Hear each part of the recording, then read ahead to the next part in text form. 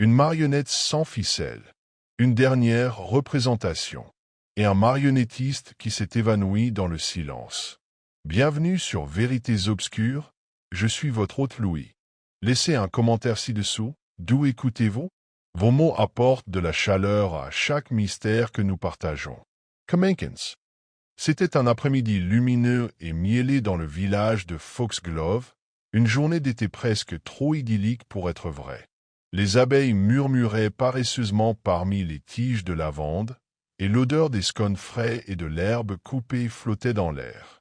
Sur la place du village, des banderoles flottent joyeusement au-dessus des tables à tréteaux chargés de biscuits Victoria, de pâtés en croûte et de sandwichs aux concombres sans croûte. La fête annuelle de l'été de Foxglove battait son plein. À une extrémité de la place, sous un chapiteau en toile blanche, un théâtre de marionnettes se dressait, étrangement hors du temps, son rideau de velours délavé mais soigneusement brodé. Une enseigne peinte, suspendue de travers au-dessus de la scène, indiquait les merveilles en bois de M. Grimble. Des enfants étaient assis en tailleur en rang devant, leur rire s'élevant en cris aigus tandis qu'un renard sculpté poursuivait un policier aux yeux exorbités à travers le minuscule avant-scène. Miss Marple, assise un peu à l'écart de l'agitation générale, à l'ombre d'une aubépine, sirotait son thé d'une main délicate. Son regard, toujours clair et observateur malgré son âge, allait de l'enfant aux parents, du marchand au vicaire, percevant les tensions subtiles qui soutiendraient même les rassemblements les plus joyeux. Le retour de M. Horace Grimble, marionnettiste à la retraite et autrefois une célébrité mineure à Londres, avait fait jaser pendant des semaines. Il était revenu à Foxglove 3 mois plus tôt, achetant le vieux cottage de Flint, à l'orée des bois. Personne ne savait vraiment pourquoi il avait quitté Londres si brusquement, ni pourquoi il avait choisi de reprendre ses spectacles de marionnettes après près de 2 décennies de silence.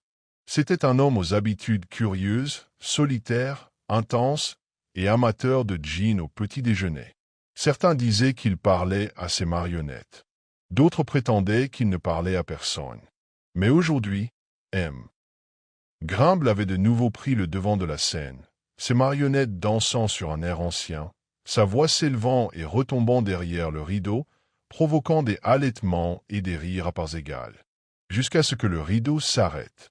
Il y eut un battement trop long, puis un autre. Le public se figea.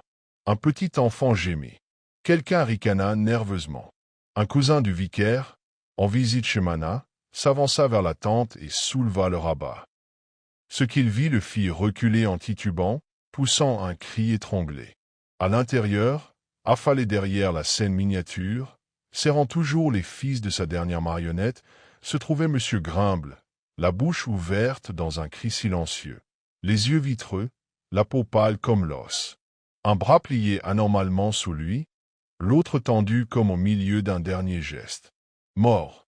Ce fut Madame Weatherby, la femme du boulanger, qui le dit la première, dans un silence qui portait néanmoins le meurtre. En quelques minutes, la fête sombra dans le chaos. Du thé fut renversé, des enfants pleurèrent et une tarte aux cerises tomba sur l'herbe sans que personne ne le remarque. L'agent fut appelé, le corps tendu vers le ciel. Mais au milieu de la confusion, Miss Marple resta assise sous son arbre, l'expression indéchiffrable tandis que ses aiguilles à tricoter cliquaient doucement sur ses genoux. Elle avait remarqué un détail que d'autres avaient manqué. Non pas dans le corps, mais dans la réaction. En chemin, la nièce du pasteur avait laissé tomber sa serviette. Dans la façon dont les yeux de Madame Arbuthnot s'étaient pliés au début du spectacle de marionnettes. Dans le tremblement étrange de la main de M. Penrose tenant sa tasse de thé, bien qu'il insistait sur le fait qu'il n'avait de toute façon jamais aimé les spectacles de marionnettes. Miss Marple sirotait son thé, l'esprit déjà en ébullition. Elle savait depuis longtemps que le mal avait souvent un visage familier. Et là, au milieu des napperons de dentelle et de la confiture de fraises, il avait de nouveau trouvé son chemin dans le cœur paisible d'un village anglais. En début de soirée, les banderoles avaient été retirées et les tables à tréteaux repliées. Une légère bruine s'était mise à tomber sur Foxglove, crépitant doucement sur les rues pavées et les toits d'ardoise. On aurait dit que le temps lui-même désapprouvait la tournure sombre de la journée. Des mères anxieuses accompagnaient les enfants à l'intérieur, et des chiens aboyaient derrière les grilles du jardin, agités par l'excitation que seule une tragédie pouvait susciter dans un village aussi paisible. Le corps d'Horace Grimble avait été retiré, mais seulement après une pause respectueuse et un bref examen inutile du docteur Wendell, qui avait déclaré d'un ton solennel que M. Grimble était décédé subitement. Ce mot, décédé, se répandit dans le village avec une rapidité inhabituelle et fut répété dans chaque salon, cuisine et salon, généralement accompagné d'un regard entendu et d'un murmure du mot contre nature qui le suivait de près. Au Crooked Fern, le seul pub de Foxglove, les conversations devinrent immédiatement spéculatives. Le pub, habituellement à moitié vide le dimanche soir, était maintenant animé. Les habitants du coin, qui sortaient rarement après le thé, étaient entrés, attirés par les ragots et par quelque chose de plus fort que l'Earl Grey. Derrière le bar, le corpulent M. Edgerton astiqua la même chose pendant près d'une heure, son regard scrutant chaque groupe au gré de leur conversation. « Eh bien, j'ai entendu dire qu'il était retombé directement derrière le rideau, dit Gladys Trott, une institutrice à la retraite, adepte de l'écoute clandestine et dotée d'une mémoire infaillible des scandales locaux. Aucun signe de lutte, remarqué. Mais ce sont les yeux, disait-il, grands comme ceux d'une chouette effraie. Un poison, dit un homme au fond, hochant la tête comme s'il l'avait diagnostiqué lui-même. Forcement, une mort silencieuse. Pas de sang, pas d'histoire. C'est du poison. Ou alors, son cœur, sûrement, intervint le révérend Smiley, qui venait d'arriver du presbytère, la soutane légèrement humide de pluie. Ce n'était pas un jeune homme, après tout, plutôt solitaire. Et nous savons tous qu'une vie solitaire peut être lourde. Madame Arbuthnot, assise près du feu avec son sac à tricot omniprésent, pinça les lèvres et se pencha d'un air conspirateur. Ce n'était pas naturel, vicaire. Non, non. Il y avait quelque chose dans tout ça, tous ces fils de marionnettes encore dans ses mains, la façon dont il est tombé, c'était presque théâtral, comme s'il était transformé en marionnette. Elle frissonna et serra plus fort son châle autour de ses épaules. Et vous souvenez-vous de cette horrible affaire dans le Kent, il y a des années? Ce fabricant de marionnettes disparut lors d'un spectacle en bord de mer? Des hommes étranges, ces marionnettistes. Un silence s'abattit sur la pièce. Pendant ce temps, dans un modeste salon à 2 rues de là, Miss Marple était assise en face de sa chère amie, Madame Elspeth Ramsay, sirotant une seconde tasse de thé depuis longtemps tiède. Le feu crépitait doucement derrière eux, projetant des ombres vacillantes sur les murs tapissés de papier peint à fleurs et de portraits de famille. Il avait l'air bizarre, bien sûr, disait Elspeth, mais pas méchant. Je lui ai parlé la semaine dernière chez le boucher. Il a acheté du foie d'agneau et de la pâte d'anchois. Il a dit que c'était pour son chat, mais je n'en ai jamais vu près de sa chaumière. Toujours seul, celui-là. Miss Marple hocha doucement la tête, l'air indéchiffrable, mais elle retourna les choses dans sa tête avec une précision tranquille. Et savez-vous, poursuivit Elspeth en baissant la voix comme si le papier peint lui-même pouvait l'entendre, il y eut des murmures autrefois. Il y a des années. À l'époque où il parcourait encore les provinces avec ses horribles petits spectacles. Une fille de Cheltenham, je crois, prétendit qu'il lui avait volé quelque chose, un médaillon ou une lettre. Rien n'en sort, bien sûr. Mais le gérant le laissa partir après ça. Il revient à Foxglove, la queue entre les jambes. Miss Marple murmura quelque chose d'évasif en remuant son thé. Ce n'était pas ce qui était dit qui l'intriguait, mais ce qui était omis. Il y avait des trous, et c'est dans ces trous que la vérité avait tendance à se cacher. Le lendemain matin, une brume s'accrochait aux haies et aux cheminées. C'était un lundi, et bien que la boulangerie ait ouvert tard par égard pour les événements récents, les autres boutiques ouvraient leurs volets comme d'habitude.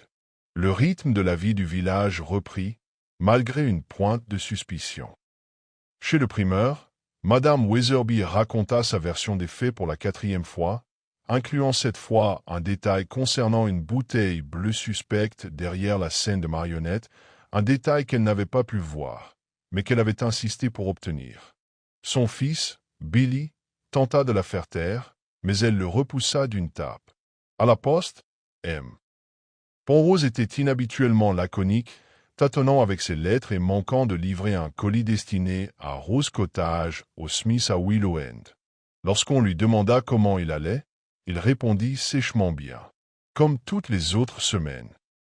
Au presbytère, le révérend Smiley avait installé un livre d'or temporaire pour que les villageois puissent y écrire leurs pensées et leurs prières, même si beaucoup le remplissaient de conjectures à peine dissimulées et de soupçons de culpabilité adressés à divers voisins.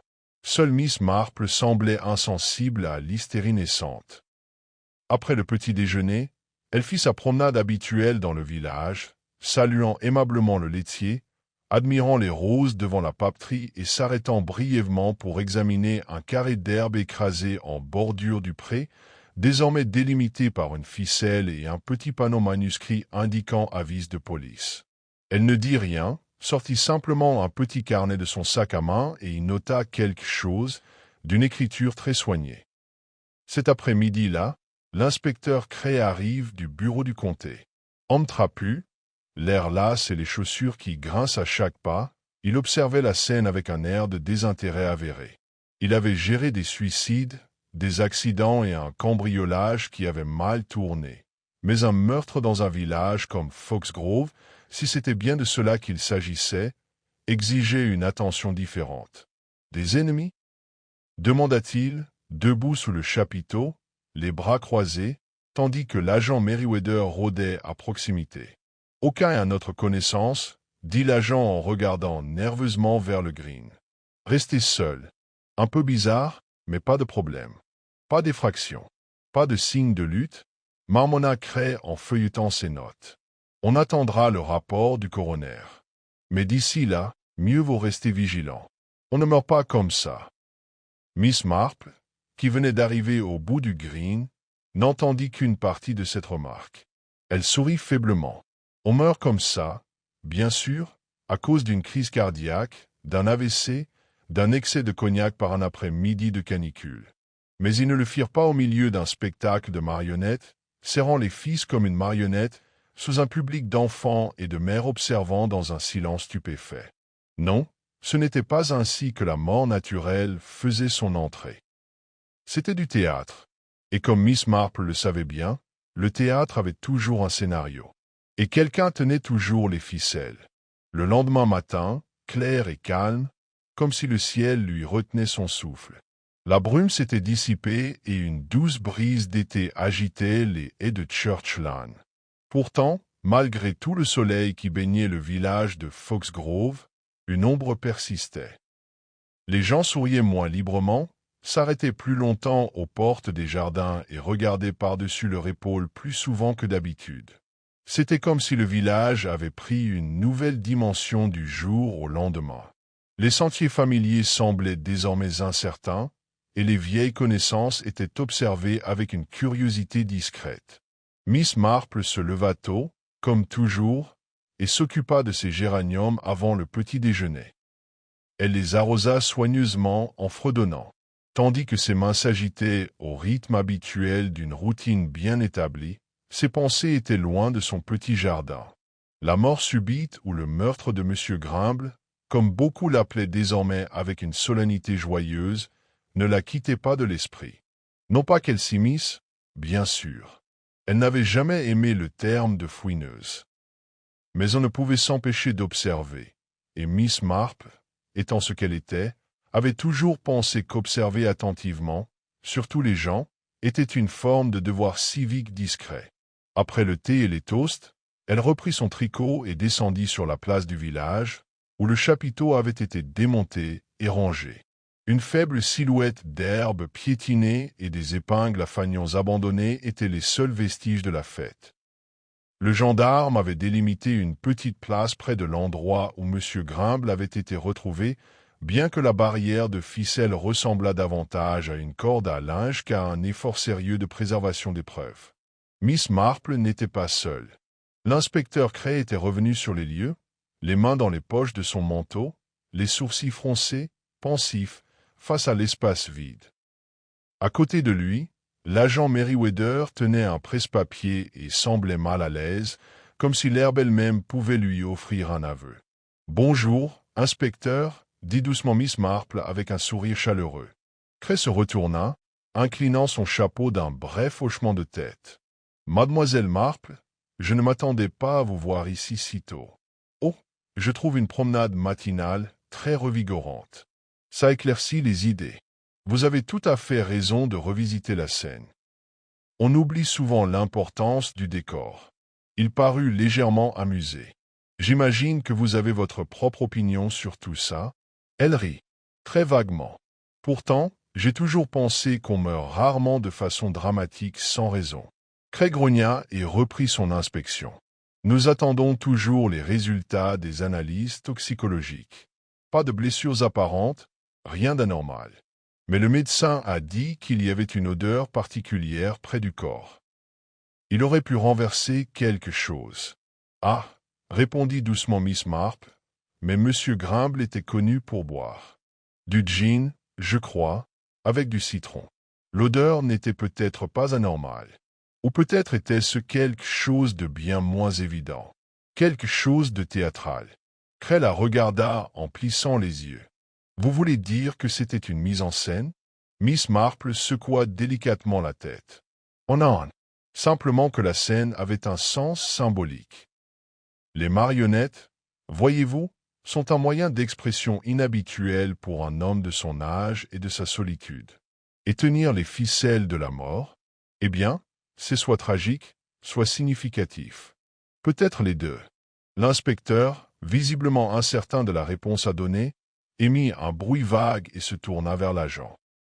Miss Marple, imperturbable, continua son chemin vers l'épicerie du village, où elle savait qu'une enquête d'un autre genre était déjà en cours, celle qui s'accompagnait de thé, de ragots et de regards par-dessus des lunettes.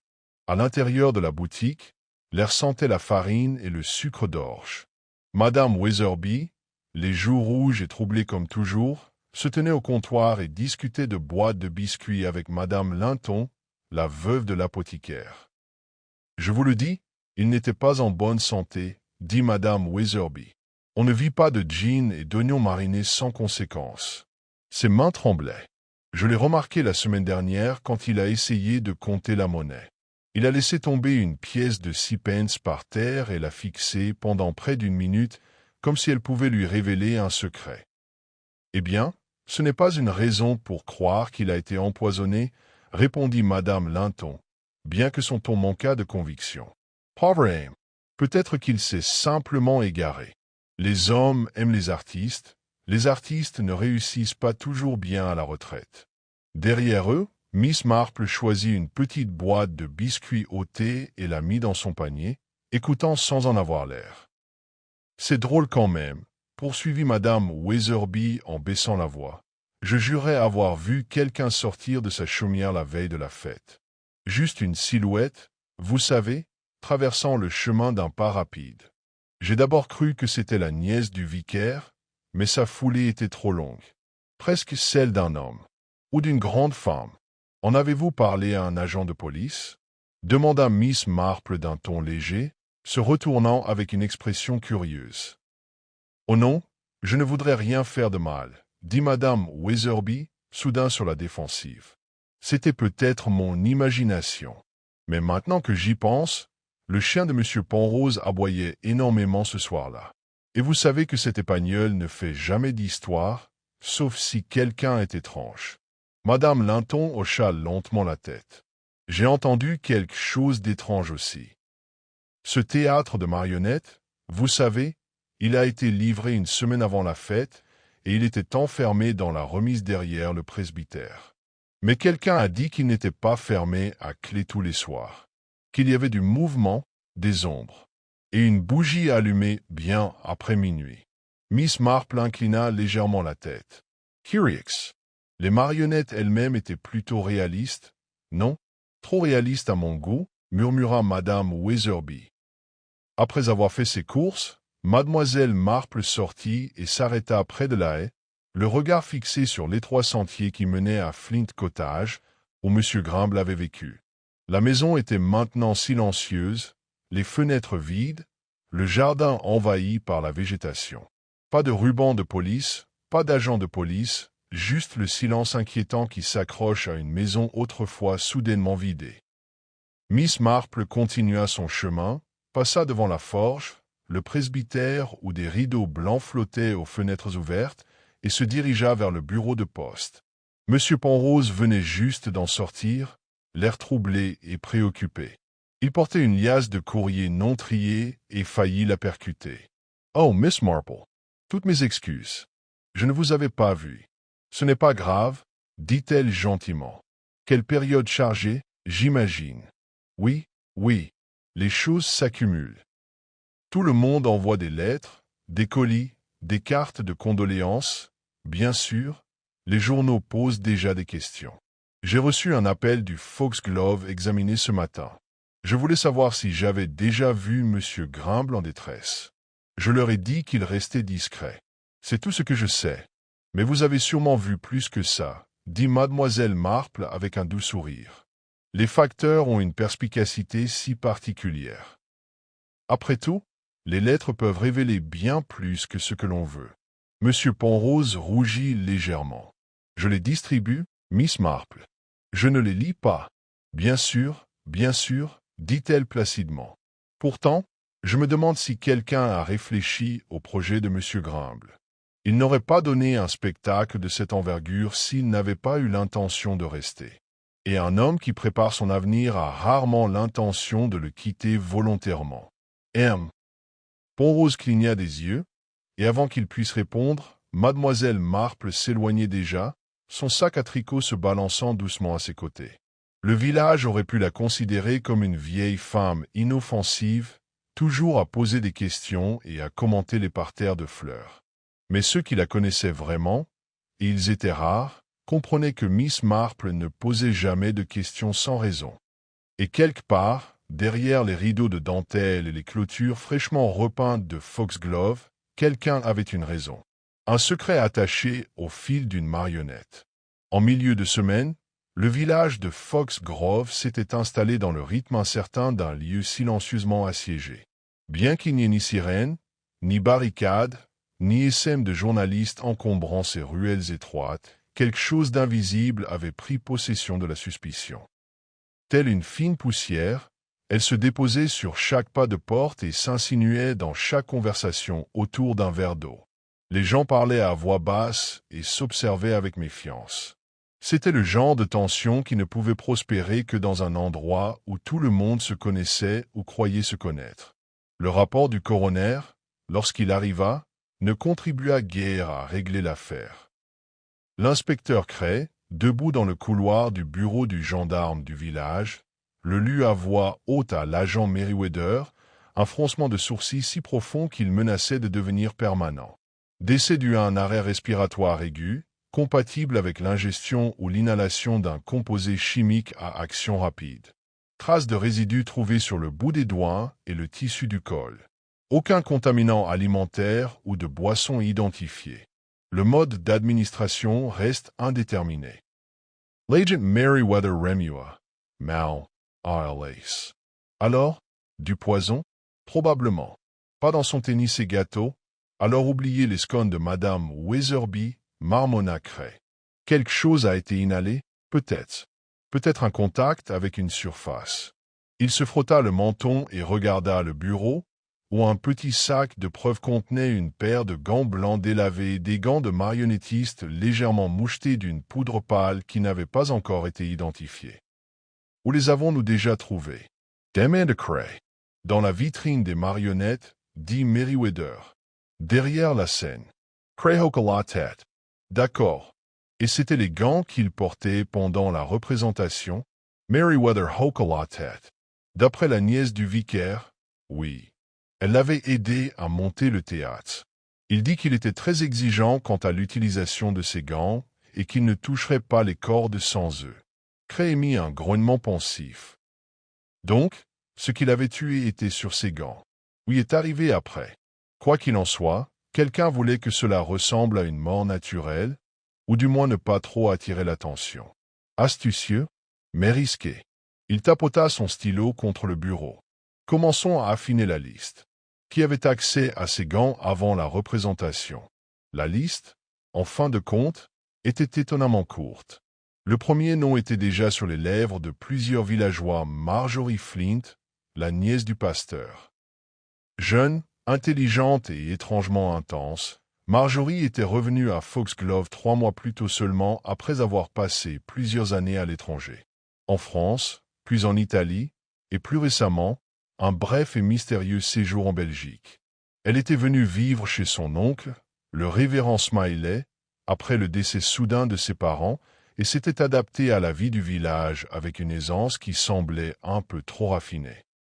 Elle allait à l'église, aidait au jardin et faisait du bénévolat à la bibliothèque. Et elle avait, de son propre aveu, passé beaucoup de temps avec M. Grimble dans les semaines précédant la fête. J'admirais son talent, dit-elle calmement lorsque l'inspecteur Cray visita le presbytère. Elle se redressa dans un fauteuil, un chat nonchalamment levé à ses pieds, parlant d'un ton à la fois poli et impassible. C'était un artiste, à sa manière. Un homme difficile, certes, mais tous les créatifs ne sont-ils pas un peu capricieux? Cray l'observa attentivement. Vous l'avez aidé à monter le théâtre de marionnettes? Oui. Il demanda de l'aide et dit que le cadre était trop lourd. Je transportais aussi les caisses, triais les marionnettes, disposais les accessoires. Il me faisait confiance pour les petits détails. Et les gants? Elle pencha la tête. Il les gardait dans une pochette en velours. Je les lui tendis juste avant le spectacle. Cray échangea un regard avec le révérend Smiley, qui avait jusque-là peu parlé. Le vicaire était assis dans un coin, les mains jointes, l'air tendu. Mademoiselle Flint, continua Cray, Monsieur Grimble vous a-t-il jamais parlé de sujets personnels? Était-il perturbé par quelqu'un? Il parlait rarement de choses personnelles, répondit-elle, la voix légèrement crispée. Il n'aimait pas les villageois. Il disait qu'il le surveillait de trop près. A-t-il dit pourquoi? Marjorie marque une pause. Il avait des secrets. Nous en avons tous.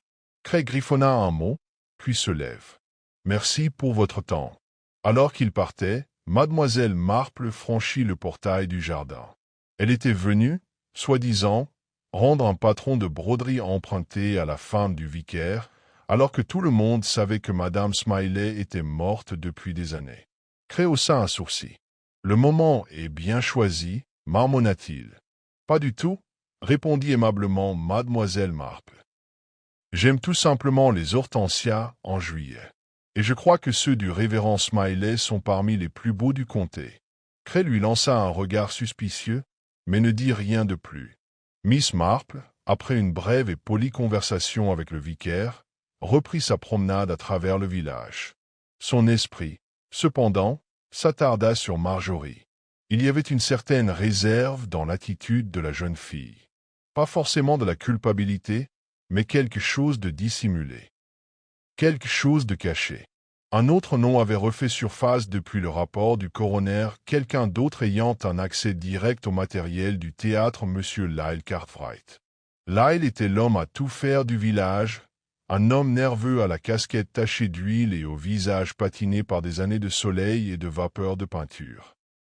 Il avait aidé à décharger le théâtre de marionnettes à son arrivée et avait été vu en train de jouer avec les charnières des panneaux arrière de la scène quelques jours avant la fête. « Besoin de renfort ?» dit-il lorsqu'on lui demande. « Du vieux bois. » Grimble ne savait pas se servir d'un marteau. Je lui ai proposé mon aide. C'est tout. Mais Lyle était aussi connu pour être rancunier. Des années auparavant, lui et Horace Grimble s'étaient disputés au pub à propos d'une dette de réparation. Personne ne se souvenait des détails, mais le ton était aigri, et Lyle n'avait plus assisté à un spectacle de Grimble depuis. Quand l'inspecteur Cray l'interrogea, Lyle fut direct. « Je n'appréciais pas cet homme. Je n'ai jamais dit que je l'appréciais. Mais un meurtre? Ne soyez pas bête. J'ai rafistolé son théâtre, pas empoisonné ses gants. Vous y avez accès? Je n'y aurais pas touché s'il m'avait payé. Ce qui n'était pas le cas, d'ailleurs. Il me devait encore 2 livres pour ce toit de hangar. Cray franca les sourcils. Alors vous étiez en colère. Je suis toujours en colère, répondit-elle avec un sourire narquois. Ça ne fait pas de moi un tueur. Ailleurs dans le village, une autre théorie gagnait discrètement du terrain, peut-être le mobile n'était-il pas personnel du tout. Peut-être était-il professionnel. Le retour de M. Grimble à Foxglove, avec ses spectacles et l'annonce d'une nouvelle série de marionnettes, n'avait pas plu à tout le monde. Plus particulièrement, il n'avait pas plu à M. Bernard Trask, ancien marionnettiste, aujourd'hui retraité et amer, qui vivait aux abords du village depuis les années 1980. Bernard était autrefois connu comme le maître des marionnettes, un titre qu'il répétait souvent et avec délectation. Mais son étoile avait pâli bien avant celle de Grimble, et le récent retour de ce dernier l'avait visiblement déstabilisé. Interrogé sur la mort de Grimble, Bernard haussa simplement les épaules. Il n'avait jamais été très talentueux. Un homme de spectacle, certes, mais superficiel. Des personnages en bois, sans âme. Les gens applaudissaient, mais c'était du bruit sans profondeur. « Êtes-vous jaloux de son retour ?» lui demanda Miss Marple directement, d'une voix légère. Bernard ricana. « Jaloux? Des Grimble? J'ai enseigné à la moitié des personnes qui ont inspiré ces marionnettes. Il m'a copié, et non l'inverse. Mais un meurtre? Bon sang, je ne risquerai pas la prison pour un homme dont l'intelligence est faite de fils. » Miss Marple sourit poliment, mais son regard remarqua le tremblement de sa main lorsqu'il prit son thé, un tremblement non pas dû à l'âge, mais à l'agitation. À la fin de la semaine, la liste des suspects restait courte mais complexe. Marjorie Flint est proche, intelligente et émotionnellement détachée. Lyle Cartwright était plein de ressentiment et familier de la scène. Bernard Trask, par sa fierté artistique et sa mémoire, maigrissait son rival. Chacun avait un mobile, une opportunité et une proximité. Pourtant, Miss Marple soupçonnait que la réponse ne se trouverait pas seulement dans de vieilles rancunes ou une jalousie professionnelle. Elle se trouverait dans les détails, les subtilités. La façon dont les gens se déplaçaient lorsqu'ils croyaient ne pas être observés. Les choses qu'ils ne disaient pas. Les moments de silence qui en disaient long. Et tandis que le village reprenait son souffle, inconsciente que le pire était encore à venir, Miss Marple observait et attendait. Car le véritable spectacle, elle le savait, ne faisait que commencer. Foxglove n'était pas un endroit où les secrets restaient enfouis longtemps, non pas par malveillance délibérée, mais plutôt à cause de la façon dont le temps s'écoulait dans un village comme celui-là. Il serpentait lentement, permettant aux conversations de s'épanouir dans les files d'attente des bureaux de poste et aux portes des jardins de s'ouvrir un peu plus largement que nécessaire. C'est dans ce rythme doux et tranquille que la vérité et le mensonge avaient tendance à émerger. Mais même dans un tel endroit, certaines choses restaient cachées, souvent parce que personne ne pensait à regarder d'assez près. Miss Marple, cependant, avait toujours constaté que les réponses tendent à se révéler non pas par des gestes théâtraux, mais dans les choses les plus petites et les plus ordinaires. Et c'est précisément un bibelot oublié qui la fit hésiter le lendemain matin. Tout commença par un colis. Miss Marple était allée à la poste avec l'intention de récupérer une livraison de fil à broder de sa nièce à Eastbourne. En arrivant, elle trouva M. Penrose triant des enveloppes dans des casiers en bois avec une concentration exagérée, ses lunettes rondes glissant dangereusement sur son nez. La pièce sentait l'encre, la poussière et un pot de sucre d'orge non ouvert qui traînait sur l'étagère depuis Pâques. « Oh, Miss Marple, dit Penrose en levant les yeux avec un sursaut. Belle matinée. » « En effet, répondit-elle en regardant par-dessus ses lunettes. Je crois que vous avez un petit colis pour moi. Eastbourne. Ah oui, dit-il en fouillant sous le comptoir. Nous y voilà. Un cordon bleu pâle, comme vous l'aviez dit. Il lui tendit le petit paquet, mais au même moment, un second paquet glissa de la pile et tomba au sol avec un bruit sourd. Miss Marple se baissa pour le récupérer avant qu'il puisse réagir. Il était emballé dans du papier Kraft ordinaire et adressé à M. Horace Grimble, oblitéré 2 jours après sa mort. Elle le tenait délicatement. « Oh là là! Je suppose que ce n'était pas prévu. » Le visage de Penrose pâlit. « Non, c'est tout à fait impossible. Un retard administratif, peut-être. Je ne l'avais pas remarqué dans la pile. Miss Marple retourne le paquet dans ses mains.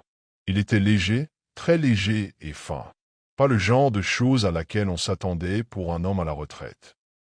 L'adresse de l'expéditeur était tachée, mais elle pouvait distinguer le nom de F. Willoughby, Londres. Serait-il très déplacé? Demanda T.L. gentiment. Que je vous demande si vous avez déjà vu ce nom. Pont-Rose hésita, visiblement partagé entre le devoir et la curiosité. Je crois que M. Grimble a reçu quelque chose de cette adresse il y a environ 3 semaines. Une petite enveloppe. En recommandé. Comme c'est curieux, dit Miss Marple. J'espère que l'inspecteur Cray trouvera cela instructif. Elle laissa Pont-Rose frétiller nerveusement derrière le comptoir et se dirigea vers le bureau de l'agent, le colis soigneusement rangé dans son sac à main. À son arrivée, Cray arpentait la pièce tandis que l'agent Merryweather s'affairait avec un presse-papier remarquablement peu écrit. Cray haussa un sourcil. « Miss Marple, encore une intrigue de broderie ?» Elle lui tendit le paquet sans un mot. Il le prit, examina l'étiquette et fronça les sourcils. « Après sa mort, dites-vous ?» « En effet, » répondit-elle. « Peut-être juste une coïncidence.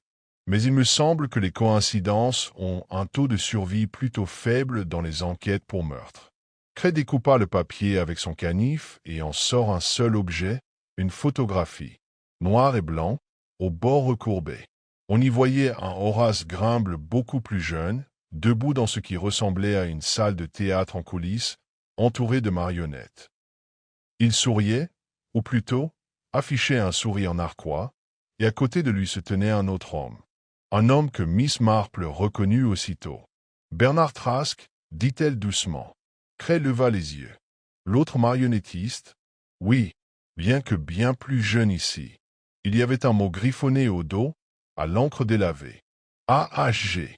Vous avez toujours aimé vous attribuer le mérite. Certaines dettes ne restent pas enfouies. F. Cray le lut à voix haute, puis regarda Miss Marple. Cela ne sonnait pas amical. Non, admit-elle, ce n'était pas le cas. C'était le genre d'indice qui ne désignait pas directement un meurtrier, mais suggérait un réseau de ressentiments depuis longtemps en gestation. Dettes, secrets, vieille trahison, tous les ingrédients habituels d'une vieille blessure qui s'envenime. Plus tard dans l'après-midi, Miss Marple décida de rendre une seconde visite à Bernard Trask.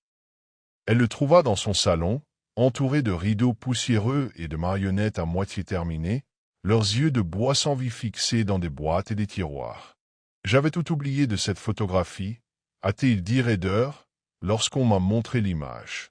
Il a été pris en 1972. Nous venons de terminer une performance au Queen's Hall. Grimble avait radié l'acte final, mais le public n'a pas remarqué.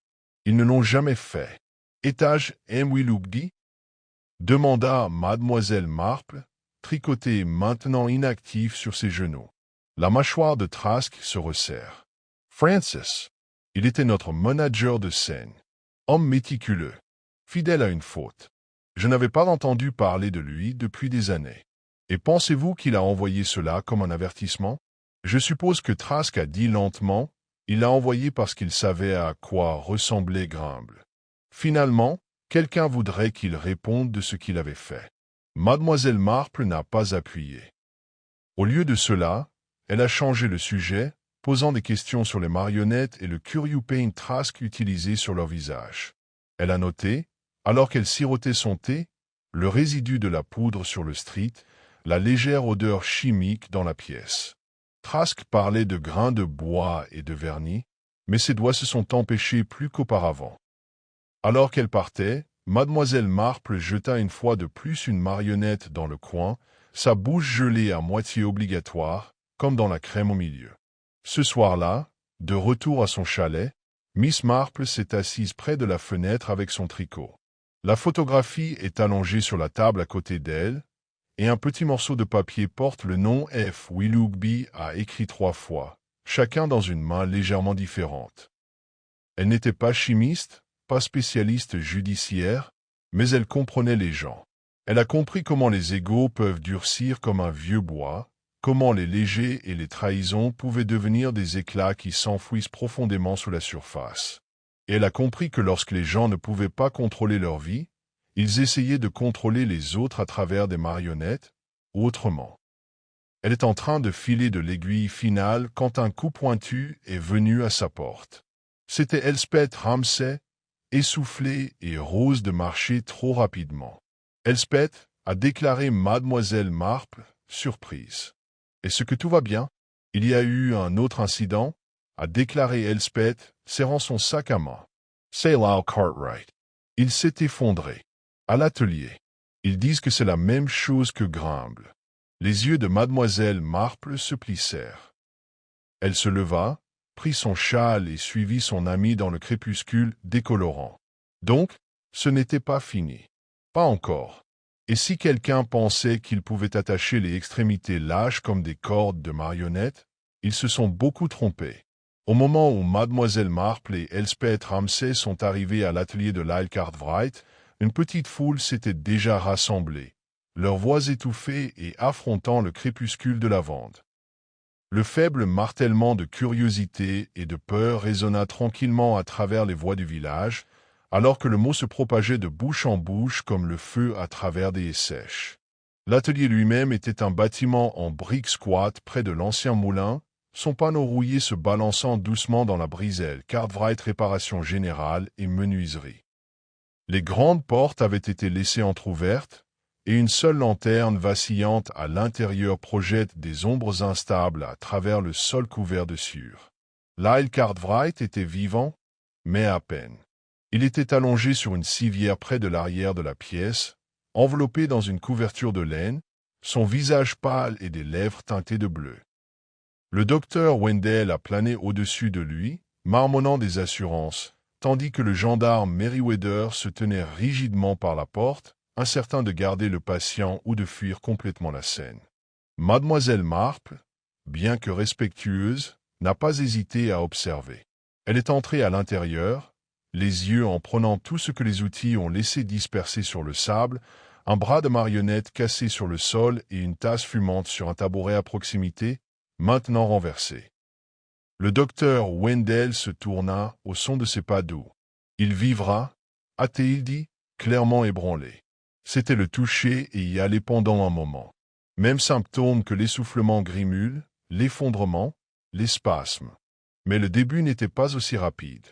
J'ai pu administrer quelque chose pour soulager les effets. « Poison » demanda-t-elle doucement. « Presque certainement » a-t-il répondu. Mais encore une fois, rien dans sa nourriture ou sa boisson. Je crois que c'est quelque chose d'absorbé, peut-être en l'air ou du contact cutané. Très puissant et très délibéré. Mademoiselle Marple baissa les yeux sur la tasse à moitié recrue, son contenu sombre tachant la sueur. Où a-t-il trouvé? Fond sur son banc, a offert Merriweather, s'éclaircissant la gorge. Une main sur le tiroir tire, l'autre accrochée du côté. Il semblait qu'il venait de s'asseoir pour boire un verre. Et qui l'a trouvé? Marjorie Flint, a déclaré le constable. Elle a dit qu'elle est venue lui parler de quelques réparations au presbytère. Je l'ai trouvé comme ça. A couru pour aller chercher le médecin immédiatement. Miss Marple leva les yeux, lentement. Miss Flint à nouveau. Un motif commençait à se former, comme des points émergents dans une broderie. Petit, même délibéré, et pas encore complet. Le lendemain matin, l'inspecteur Cray a appelé officiellement une réunion de village, bien sûr à la salle de l'église. Bien que le constable n'ait imposé aucune restriction officielle, les citadins ont compris que quelque chose de grave se déroulait, et ils sont arrivés avec l'auto-importance vif réservée aux urgences. La salle se remplit de tensions chuchotées alors que des chaises grattent sur le sol et que les yeux passent du voisin à voisin. Cray se tenait à l'avant, les bras croisés et la mâchoire serrée. « Je ne lâcherai pas les mots » a-t-il dit. Nous avons maintenant 2 cas confirmés d'empoisonnement. Monsieur Horace Grimble est mort. Monsieur Lyle Cartwright est gravement malade. Les 2 semblent avoir été ciblés. J'ai demandé de l'aide aux détectives du comté, mais en attendant, je vous exhorte tous à réfléchir attentivement. Si vous avez vu quelque chose d'inhabituel, même la plus petite chose, vous devez vous présenter. Un silence suivit, rempli uniquement par le craquement de l'ancien ventilateur de plafond.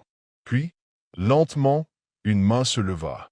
C'est Madame Arbuthnot, qui portait toujours trop de parfum de lavande et avait un air de savoir un peu plus qu'elle n'en a laissé.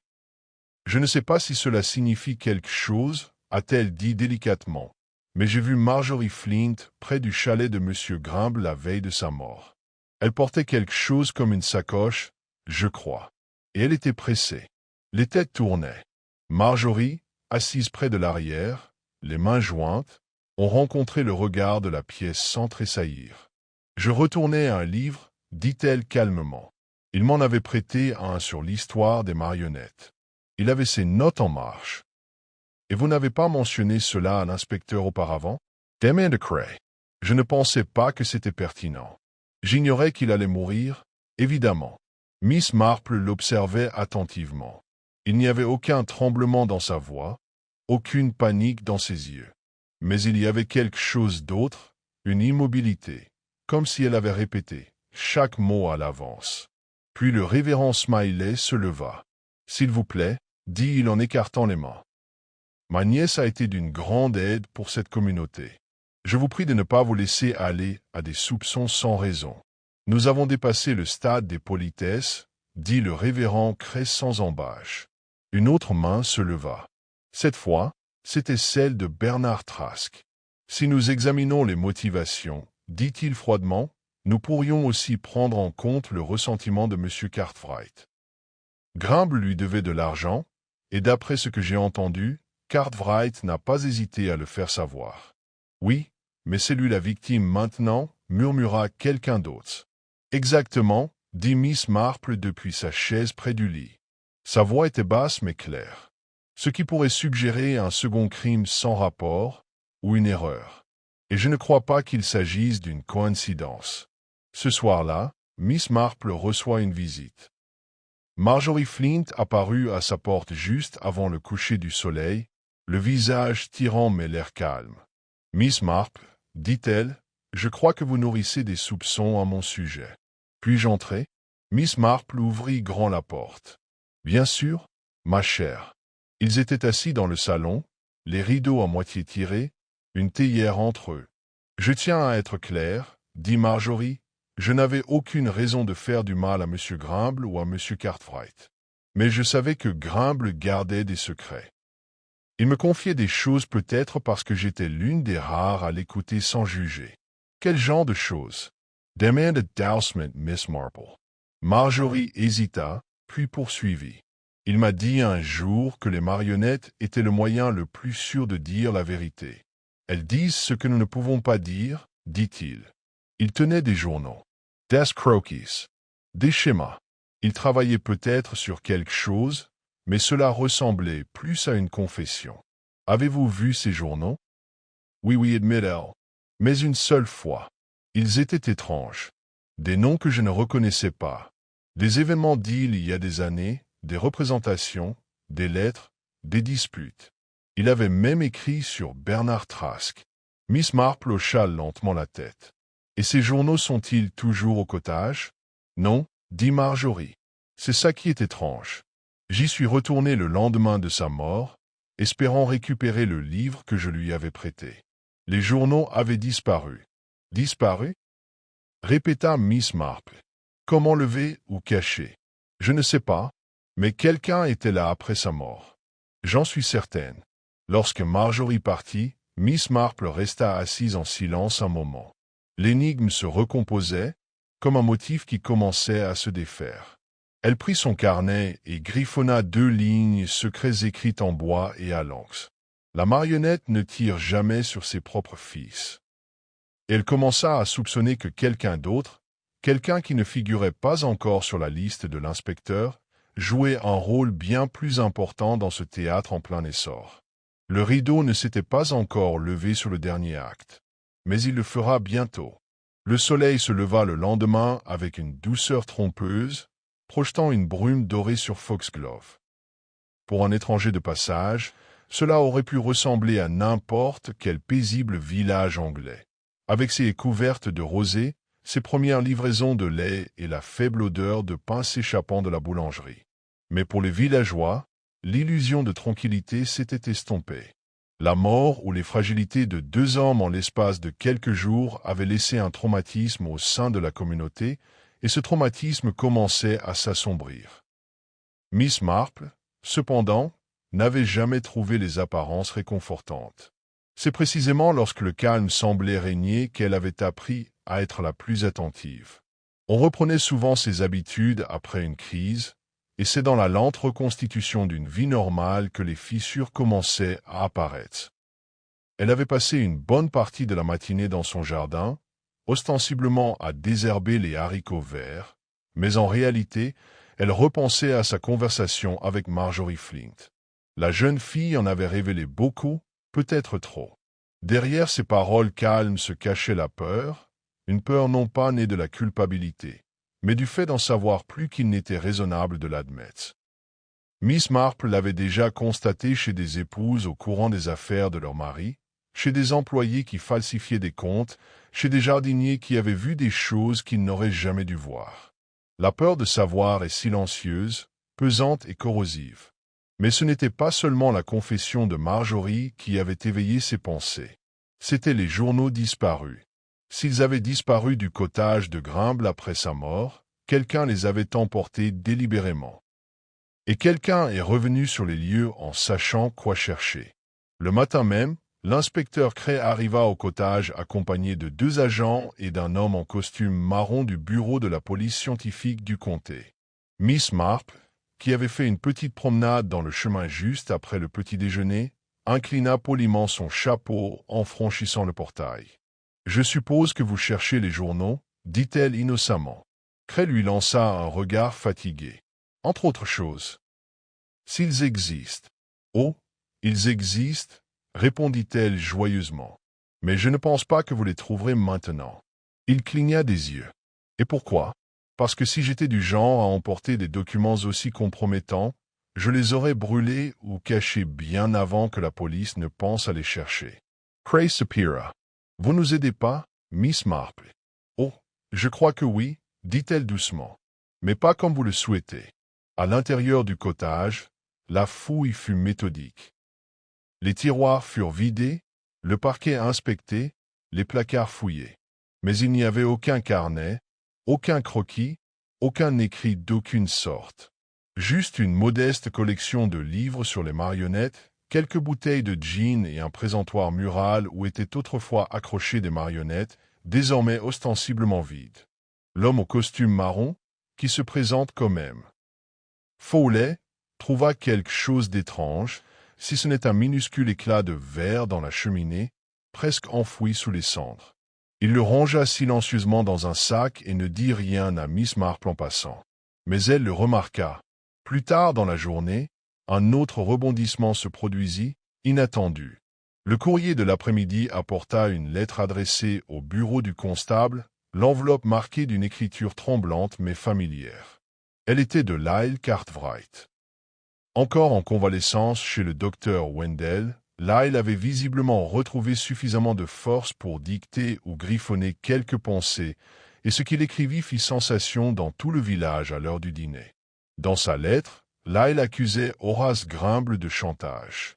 Il avait quelque chose sur moi, disait le mot, quelque chose du passé. J'ai réparé son théâtre de marionnettes gratuitement, car je n'avais pas le choix.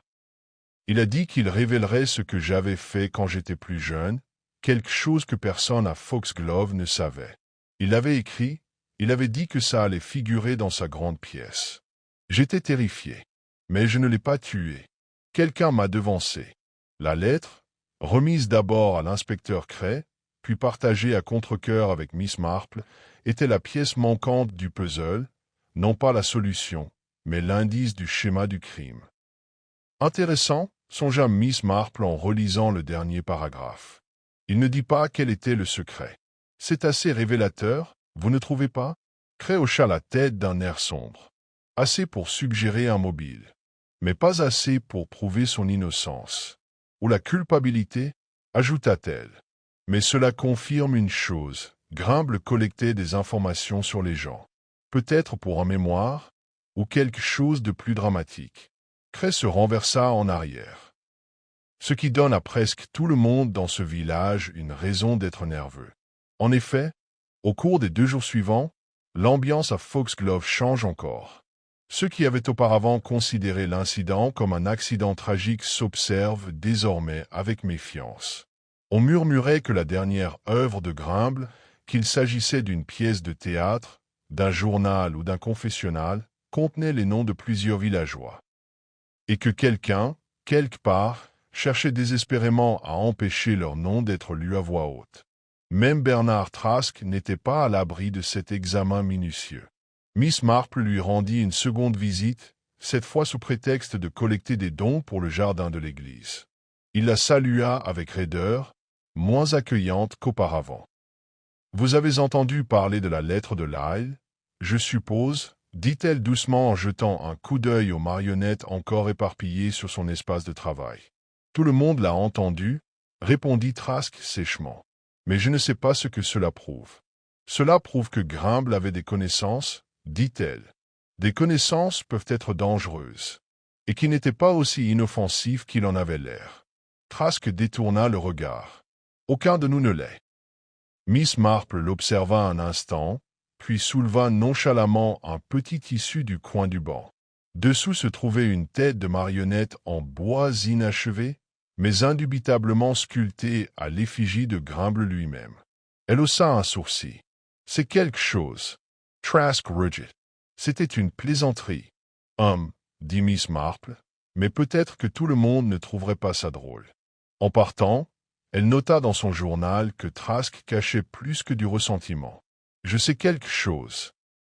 Ressemblance de marionnette intentionnée. » Ce soir-là, quelque chose d'autre se produisit discrètement, presque manqué. Au crépuscule, alors que Miss Marple était assise à écrire dans son salon, on frappa doucement à la fenêtre.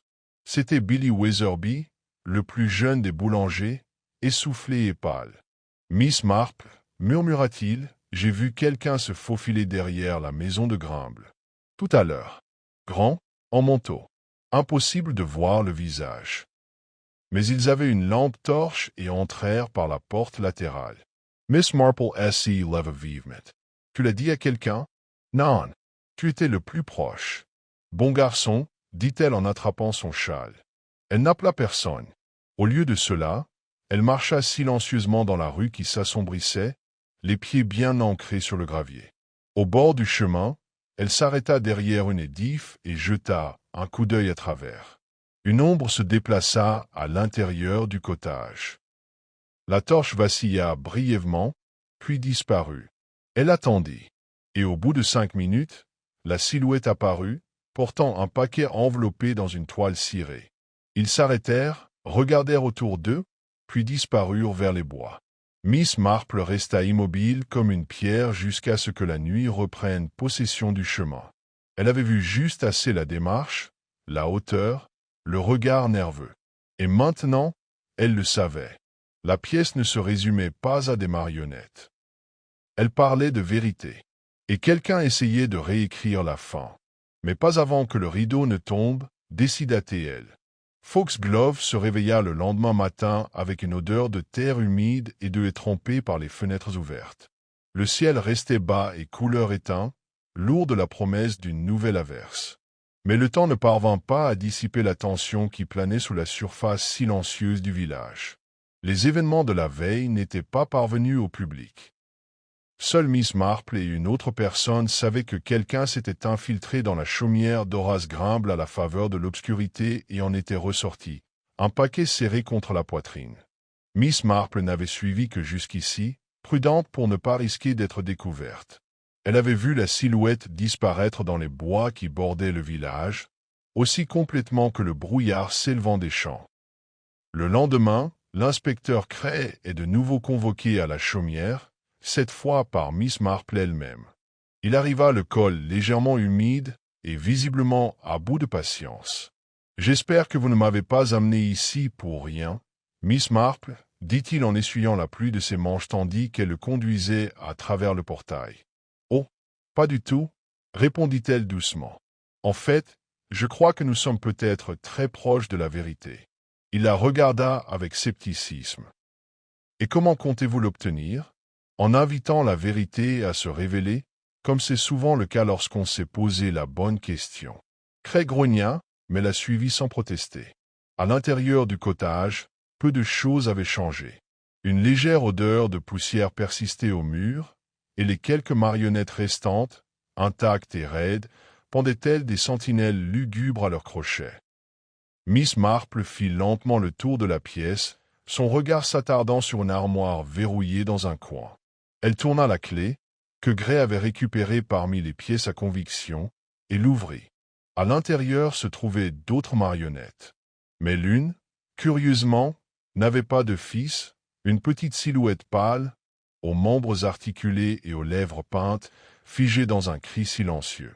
Elle la retira avec précaution et la posa sur la table. « Je crois que c'était censé représenter quelqu'un en particulier, dit-elle, et je soupçonne que la réponse réside dans la façon dont on l'utilisait. » Cray croisa les bras. « Utiliser? Oui, acquiesça-t-elle, comme pour lui transmettre un message. À 11 heures précises, Bernard Trask arriva. Miss Marple avait envoyé un mot demandant sa présence, non pas une convocation, mais une invitation polie. Il entra dans le cottage d'un œil circonspect, le col de son manteau relevé et son chapeau ruisselant de pluie. « Tu as dit que tu avais des questions » dit-il sans vraiment la regarder. « Oui, Bernard, dit-elle gentiment. « Une seule, vraiment. À ce sujet. » Elle fait un geste vers la marionnette posée sur la table. « C'est toi qui l'as faite » Son visage assis crispa. « Bien sûr que non. Mais tu la reconnais. » Il marque une pause, puis admet, on dirait une œuvre de Grimble. « Une de ces dernières, je suppose. » Miss Marple hocha la tête. « C'est ça. » Et elle était cachée, rangée, enfermée, comme si elle était dangereuse. Trask jeta un coup d'œil à Cray, puis la regarda de nouveau. « Alors » poursuivit-elle doucement. « Je crois que Grimble fabriquait plus que des marionnettes. Il faisait des portraits, des représentations des personnes qu'il croyait lui avoir fait du tort, ou peut-être qu'il avait l'intention de dénoncer. » Elle s'approcha. « Et je crois que celle-ci, c'est toi. » L'expression de Trask se figea. « Il n'y a pas de crime là-dedans, » dit-il après un moment. « Les artistes font ça tout le temps. » Miss Marple acquiesça. « Mais c'est ce qui vient après, n'est-ce pas? » Il ne se contentait pas de ressemblance. Il préparait un spectacle. Pas pour les enfants, mais pour le village. Une allégorie. Une ultime représentation.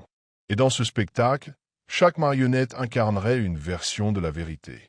Sa vérité. Impitoyable. Sans phare. Trash palette. La voix de Mademoiselle Marple était toujours douce, mais ferme maintenant. Vous saviez qu'il le ferait.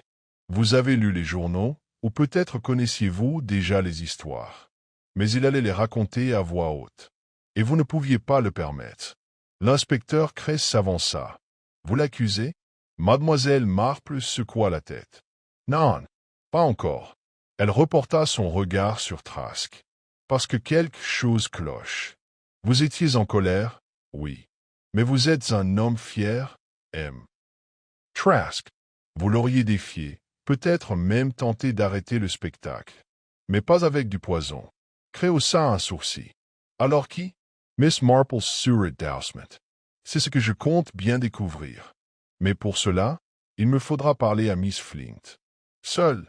Cet après-midi-là, Marjorie arrive au cottage de Miss Marple, un parapluie sous le bras et un air méfiant. Elle était calme, mais ce calme commençait à s'effriter. Miss Marple la fit entrer dans le salon et lui offrit du thé, que Marjorie déclina. « Je ne resterai pas longtemps, » dit-elle. « Vous avez dit que vous aviez besoin de me parler? »« Oui, » dit Miss Marple d'un ton doux. « Je voulais vous demander quelque chose d'assez inhabituel.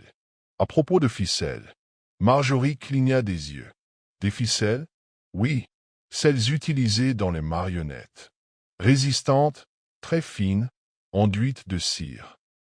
On m'a dit que Grimble avait une préférence particulière pour les ficelles importées, je crois, du continent. » Marjorie hésita. Il avait bien mentionné quelque chose à propos des ficelles cirées. « Pourquoi? » « Eh bien, » dit Miss Marple en fouillant dans son sac à tricot, car j'ai trouvé ça derrière le rideau du théâtre. Elle en sortit un bout de ficelle effilochée, enduite d'une fine poudre. Elle était nouée en boucle, presque comme un garrot. Marjorie la fixa, le visage soudain pâle. Je crois que quelqu'un l'a attachée autour de la poignée de la malle de la marionnette, poursuivit Miss Marple. Peut-être l'a-t-elle enduite d'un produit toxique. Un composé absorbé par la peau. L'accouchement parfait est insipide, inodore, inexistant dans la nourriture ou la boisson. Marjorie déglutit. Voyez-vous, dit Miss Marple doucement, celui qui l'a placée là devait savoir que Grimble serait le seul à toucher à cette poignée, qu'il était méticuleux, qu'il tenait à tout organiser lui-même. Quelqu'un de proche, de confiance.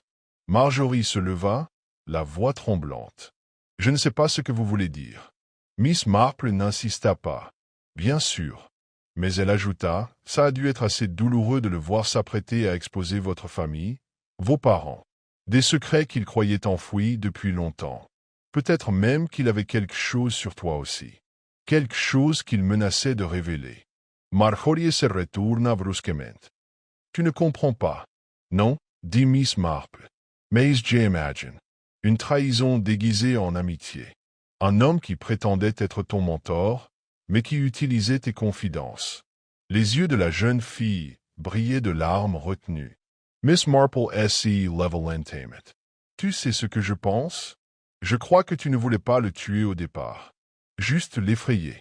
Mais c'est allé trop loin. » Marjorie n'y le nia pas.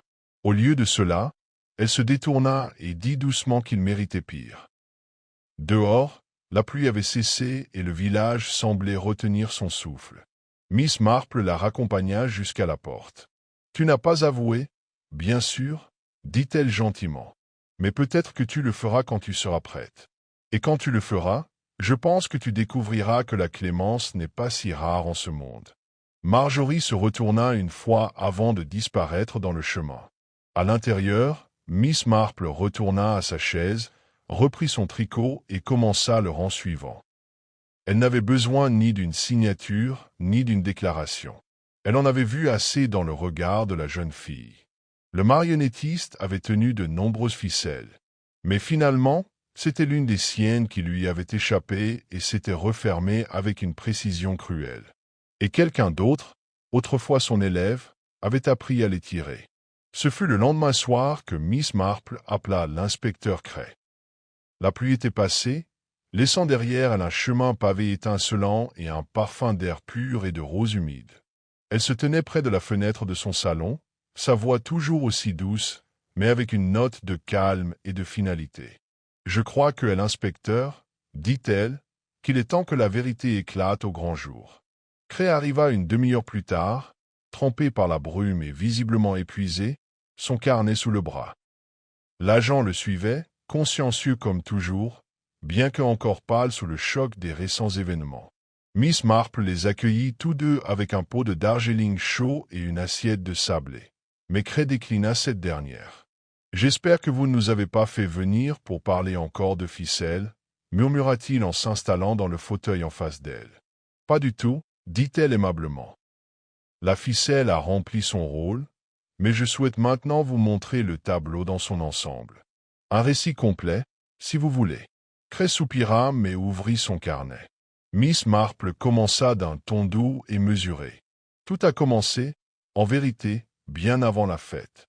Horace Grimble était revenu à Foxglove avec l'intention non seulement de reprendre ses spectacles de marionnettes, mais aussi d'affronter son passé. Il avait passé des années loin de chez lui, en silence, mais pendant ce temps, il n'avait pas chômé. Il recueillait des histoires, des secrets, des griefs. Un véritable récit des péchés commis et des injustices subies, certains réels, d'autres peut-être exagérés par la mémoire. Elle s'arrêta pour prendre une gorgée de thé. Sa dernière production, je crois, devait être un spectacle non pas pour les enfants, mais pour le village lui-même. Une série de marionnettes, chacune représentant un habitant de Foxglove. Et à travers elles, il dirait les vérités qu'il croyait enterrées dans le village. Cray fronça les sourcils. « Et il a été tué pour ça ?»« Oui, dit-elle, mais pas seulement pour ça. Parce que dans ses journaux, dont je suis presque certaine qu'il fut récupéré et détruit la nuit suivant sa mort, il proférait des menaces. Du chantage, certainement dans le cas de M. Cartwright. Mais pour d'autres, c'était plus compliqué. Elle se tourna vers la cheminée, où une petite marionnette reposait encore sur le manteau de la cheminée, celle inachevée récupérée dans l'atelier de Grimble. Je crois qu'il utilisait ces marionnettes comme une forme de jugement. Ces personnages n'étaient pas de simples expressions créatives. C'étaient des accusations faites de peinture et de bois, mais suffisamment acerbes pour blesser les réputations au plus profond d'elles-mêmes. Elle se tourna vers Cray. Et l'une de ces figures était le père de Marjorie Flint. Cray cligna des yeux. Le frère du révérend? Miss Marple hocha la tête. Feu Peter Flint. Un diplomate respecté, certes, mais non sans son propre passé trouble. Il y a bien des années, un incident à Bruxelles est survenu, jamais rendu public. Une indiscrétion politique entourée de scandales. Grimble était au courant, et il a dit à Marjorie qu'il comptait en parler dans son dernier spectacle. Mais pourquoi le lui dire? Demanda Cray. Parce qu'il a préparé à y participer, répondit Miss Marple. Il admirait son intelligence. Peut-être même la considérait-il comme une protégée. Il se confie à elle sans se douter, je suppose, à quel point elle le prendrait. Les yeux de Cray se plissent. Alors, elle a tué pour protéger le nom de son père? Miss Marple secoua la tête. Pas exactement. Son père est mort. Mais la dignité de sa famille, la position de son oncle dans le village, sa propre réputation durement acquise, tout cela lui importait profondément. Et peut-être, dans son esprit, la trahison de Grimble était-elle personnelle. Il avait, après tout, utilisé sa confiance pour blesser les autres. Cray se pencha en arrière. Comment l'avait-elle fait? Le poison, dit Miss Marple, ne s'appliquait ni à la nourriture ni à la boisson, mais au fil ciré du coffre de la marionnette. Un détail qu'elle connaissait intimement pour avoir aidé à préparer le théâtre. Elle comprenait les habitudes de Grimble. Il ouvrait le coffre lui-même, seul, quelques instants avant le début du spectacle. Qu'il enfilait ses gants déjà saupoudrés de substances et commençait la représentation par un contact fatal. Cray se frotta le visage. Et Cartwright? Un malheureux accident. Il fouillait les affaires de Grimble. Peut-être à la recherche de preuves compromettantes. Peut-être espérait-il trouver ce que Grimble avait écrit sur lui et le détruire. Mais la toxine avait probablement été laissée sur d'autres objets, poignées, outils ou ficelles, et avait également été absorbée par sa peau. L'inspecteur reste silencieux un long moment. Elle n'admettait rien de tout cela, dit-il finalement. Non, dit Miss Marple, mais elle ne le nia pas non plus. J'engageai une conversation avec elle, pas un interrogatoire, et je l'observais attentivement. Ses yeux, ses mains, son silence. Les gens en disent plus par leur tenue que par leurs paroles. Craig Spire l'entamet. Nous n'avons pas assez d'éléments pour une accusation sérieuse. Non, acquiesça-t-elle. Mais je pense qu'elle est sur le point d'avouer. Vous constaterez, inspecteur, que lorsqu'un jeune commet un tel acte, non par cupidité ou haine, mais par loyauté mal placée, la culpabilité s'accroît avec le temps. Elle se manifestera, probablement bientôt. On frappa doucement à la porte. L'agent Merriweather se leva pour ouvrir et revint quelques instants plus tard, l'expression indéchiffrable. « C'est mademoiselle Flint, dit-il. Elle demande à vous parler. » Miss Marple croisa le regard de Cray, puis se leva et se dirigea vers le couloir. Marjorie Flint se tenait sur le perron, son manteau bien fermé et les yeux cernés de rouge. Mais sa voix, lorsqu'elle parla, était fermée. « J'aimerais parler à l'inspecteur, » dit-elle. « Je dois dire la vérité. » Molly Marple Carter. « Entrez, ma chère. » La suite ne fut pas dramatique. Pas de crise de nerfs, pas d'aveu grandiloquent crié à la lueur du feu. Marjorie parlait doucement, avec précision, comme si elle lisait une lettre écrite il y a longtemps et mémorisée ligne par ligne. « Je ne voulais pas le tuer, dit-elle. Je voulais seulement l'effrayer, le faire arrêter. Il n'avait aucun droit d'utiliser ce que je lui disais. Aucun droit de nous humilier, de transformer la douleur en spectacle de marionnettes. » Cray prenait des notes en silence. J'ai acheté ce composé en Belgique quand j'y étudiais. On l'utilise dans de rares travaux de restauration de marionnettes pour nettoyer le bois. Mais en mauvaise quantité, c'est toxique. J'ai pensé à une petite dose, juste assez pour le rendre malade. Mais l'accouchement, demain de craie. J'ai utilisé le fil de cire. Je l'ai enduit la veille de la fête. Je savais qu'il ouvrirait le coffre lui-même. Il le faisait toujours. Et les journaux? Elle hésita. Je les ai brûlés. Après, dans les bois. Je ne pouvais pas les laisser survivre. Le silence régna. Puis Cray regarda Miss Marple. Elle devra venir avec nous. Marjorie hocha la tête. Je sais. Mais avant de partir, elle se tourna vers Miss Marple. M'as-tu toujours soupçonné? La voix de Miss Marple était douce. Pas toujours. Mais je me suis toujours demandé pourquoi quelqu'un d'aussi intelligent que toi était revenu dans un village comme celui-ci. Jusqu'à ce que je réalise qu'il ne s'agissait jamais de partir. Il s'agissait de protéger ce qu'on avait laissé. Une fois parti, Miss Marple retourna s'asseoir près du feu. La pluie avait commencé, tapotant doucement les vitres. Elle reprit son tricot et commença un nouveau rang, ferme, méthodique, imperturbable. Une autre énigme résolue, un autre secret révélé.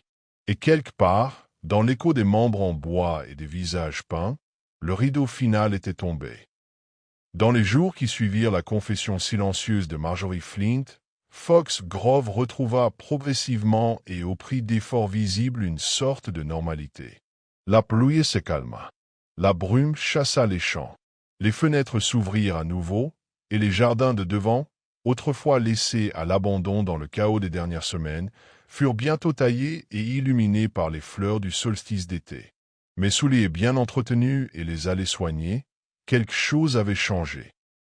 Le village était plus calme, sans être sombre, mais méditatif. Comme si les habitants de Foxglove avaient tous vieilli ensemble. Marjorie ne resta pas longtemps en détention. Sans antécédent judiciaire, avec un passé de service public et un crime motivé davantage par l'émotion que par la malveillance, la couronne fit preuve de clémence. Ses aveux, donnés volontairement, pesèrent lourd. On ne la revit plus au village par la suite, bien qu'une rumeur circulait selon laquelle elle était partie chez des cousins Labatt, où elle comptait reprendre des études, mais dans un domaine différent, bien loin du théâtre et des cordes. Personne ne prononça son nom à voix haute pendant un moment. Il resta suspendu dans l'air comme la dernière note d'un air inachevé. Au presbytère, le révérend Smiley reprit ses fonctions avec une dignité tranquille, même s'il marchait plus voûté et paraissait plus âgé en l'espace de 2 semaines seulement. Lors de son sermon suivant, il parla du pardon non pas directement, non pas avec insistance, mais avec douceur. Il cita l'Ecclésiaste sur les temps et les saisons, et l'Assemblée l'écouta avec plus d'attention que d'habitude. Lyle Cartwright se rétablit par à coup. Il resta bourru et difficile, mais l'incident sembla avoir ébranlé quelque chose en lui. Il cessa de râler au sujet du travail non rémunéré chez Grimble et retourna à son établissement à la fin du mois, bien qu'il n'acceptait plus jamais de réparer quoi que ce soit en bois et en ficelle. Bernard Trask, lui aussi, se replia sur lui-même. La marionnette inachevée de Grimble disparut de la fenêtre de son atelier, et certains racontèrent qu'il l'avait enterrée dans le jardin, sous un pommier. Ses cours de marionnettes à l'école furent discrètement interrompus. Le théâtre de marionnettes, autrefois un incontournable des fêtes et des foires, fut emballé et placé dans le grenier de la salle des fêtes, son rideau de velours rongé par les mites et ses tringles déjà rouillées par l'air marin humide. Personne ne propose de le réutiliser. Quant à l'inspecteur Cray, il retourne au bureau du comté après avoir rédigé son rapport final. Il rend visite à Miss Marple une fois de plus avant de partir, lui apportant un petit bouquet de oubli en signe de respect, à demi-humilité. « Vous savez, dit-il en sirotant son thé avec une lenteur inhabituelle, j'ai travaillé 15 ans dans la police criminelle et je n'ai jamais vu une affaire résolue comme vous l'avez fait. » Miss Marple, assise près de sa fenêtre au rideau de dentelle, sourit mais ne dit rien. Cray se renversa en arrière. « Vous ne l'avez jamais pressé. Pas une seule fois. Vous avez juste regardé. Ecoder. On apprend bien plus en étant sous-estimé, dit Miss Marple en lui versant une autre tasse. J'ai constaté que les gens parlent plus librement quand ils croient que personne ne les écoute. Il hocha la tête pensivement. Elle aurait pu s'en tirer. Pas d'empreinte digitale, pas de témoin, pas de lien médico-légal clair. Elle s'en serait tirée, répondit Miss Marple, si elle n'était pas revenue sur les lieux. C'est toujours le cas. La culpabilité a le don de nous ramener à l'endroit même que nous voulons oublier. I'll pose essa tasse. Et la marionnette? Miss Marple regarda vers la cheminée où ne restait que son tricot. La marionnette n'était pas un jouet, dit-elle. C'était un miroir. Et les miroirs peuvent être dangereux entre les mains de ceux qui veulent blesser. Horace Grimble croyait pouvoir contrôler l'histoire. Mais finalement, son histoire fut écrite par quelqu'un d'autre. Cray se leva pour partir. Tu devrais écrire un livre. Miss Marple rit. Oh non, je préfère mon jardin. Et ma paix. Lorsqu'il partit, elle retourna à sa chaise, le léger cliquetis de ses aiguilles à tricoter reprenant comme le tic-tac d'une horloge. E.T. le Village Continuous Sun Chairman. Chez l'épicier, Madame Weatherby reprit sa place près des boîtes à biscuits, spéculant sur le retour d'une foire d'été l'année prochaine. Sans marionnette? Bien sûr. À la poste? M. Pont-Rose vérifiait 3 fois chaque enveloppe, s'arrêtant à chaque fois qu'un colis arrivait de Londres. Et à la boulangerie, de nouveau ce qu'on était disposé sous des cloches de verre avec un soin particulier, même si personne ne semblait aussi intéressé par les ragots qu'autrefois. Un après-midi, plusieurs semaines plus tard, Elspeth Ramsay rend visite à Miss Marple pour prendre le thé. L'air était chaud, le ciel était vaste et bleu, et les roses grimpaient joyeusement le long du treillage devant la fenêtre du salon. Vous savez, dit Elspeth entre 2 gorgées, je n'arrive toujours pas à y croire. Cette pauvre fille. Elle semblait toujours si polie, si bien élevée. Miss Marple regarda un instant par la fenêtre. Politesse et douleur font souvent bon ménage, Elspeth. Une apparence bien élevée est parfois le dernier rempart contre le désespoir. Elspeth resta silencieuse un instant, puis hocha la tête. Pensez-vous qu'elle s'en sortira? Demanda Dowsmet, Miss Marple. Elle est intelligente et pleine de remords. Le monde peut être bienveillant quand il le veut. Elles restèrent assises un moment en silence, de ce genre que seuls de vieux amis peuvent partager confortablement, sans hâte, et plein de ce qui n'a pas besoin d'être dit à voix haute. Une brise passa par la fenêtre ouverte, faisant bruisser le rideau et répandant un parfum de lavande dans la pièce. De l'autre côté du village, la cloche du clocher sonna l'heure. Miss Marple prend sa tasse de thé et sourit faiblement. Foxglove oubliera avec le temps, dit-elle. Ou du moins, ils se le diront. Mais pas toi, dit Elspeth d'un ton entendu. Miss Marple haussa les épaules. Ce n'est pas dans ma nature. Dehors, le soleil projetait des ombres tachetées sur le chemin, et 2 enfants poursuivaient un chien sur la place. Leur rire résonnait sur les toits silencieux. La vie, à sa manière, avait repris son cours. Mais les événements de cet étrange été persistaient dans les recoins, derrière les plis des rideaux et dans les yeux de ceux qui avaient observé de trop près. Et dans l'esprit de Miss Marple, une leçon subsistait sur la vanité, la trahison et le poids silencieux de la nature humaine. Elle avait déjà vu tout cela, sous différentes formes, sous différents noms. Mais le schéma était toujours le même. Car le meurtre, elle le savait, n'était jamais une question d'armes ou d'opportunité. Il s'agissait d'êtres humains. Et même dans les plus beaux villages, les gens peuvent être bien plus dangereux que des marionnettes.